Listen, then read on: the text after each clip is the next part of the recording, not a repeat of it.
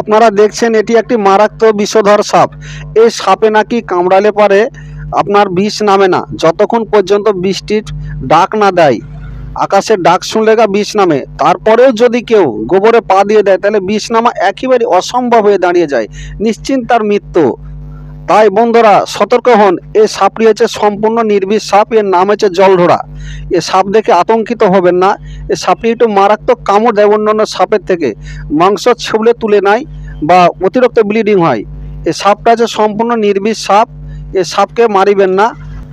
এ সাপ যদি আপনাদের বাড়িতে ঢুকে যায় তো ওকে হত্যা করিবেন না, কিন্তু আমাদের যে স্ক্রিনে দেওয়া যে নাম্বার থাকছে সে নাম্বারে কল করুন, আমরা গিয়ে সাপটিকে উদ্ধার করে নিয়ে এসে মূল স্রোতে ছেড়ে দেব।